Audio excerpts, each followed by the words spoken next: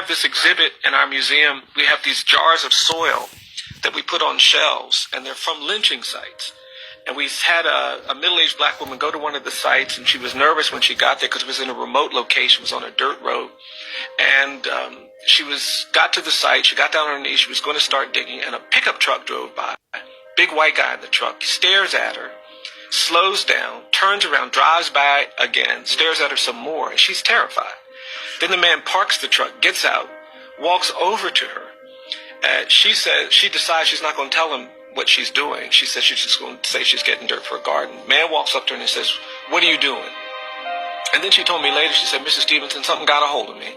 And I told that man, she said, "I'm digging soil because this is where a black man was lynched in 1937. I'm going to honor his life." She said, "It was just me and that big guy, but something got a hold of me." And she said, when she said that, the man just stood there. And then he said, "Does that paper you have talk about the lynching?" And she said, "Yes." And she gave the man the paper. He said, "Can I read it?" She said, "Yes." And he started reading the paper while she started digging. And the man finished reading the paper, and then he put the paper down, and he stunned her by saying, "Excuse me, ma'am, but would it be all right if I helped you?"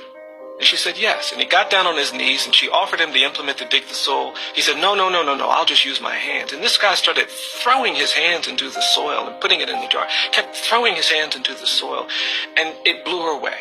She said, "I had a tear running down my face. I just didn't expect it." And she said they got near the top, and she noticed that the man had slowed down, and she looked over at him, and she could see that his face was red. She could see his shoulders were shaking, and then she saw a tear running down his face, and she stopped. And she put her hand on his shoulder, and she said, "Are you all right?" And that's when the man said, No, I'm not all right." And he looked at her, and he said, "I'm just so worried that it was my grandfather that participated in this lynching."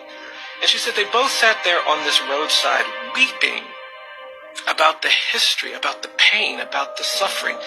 She said, "Well, I'm going back to Montgomery to put this in the Legacy Museum at EJI."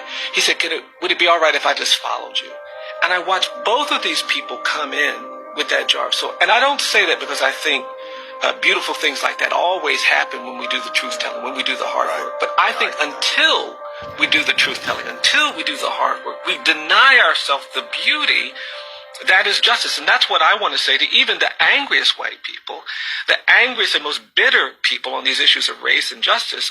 I want them to understand that there is something that feels more like freedom, more like equality, more like justice waiting for all of us. Right. But to get there, we have to have the courage to actually address the things that we are dealing with.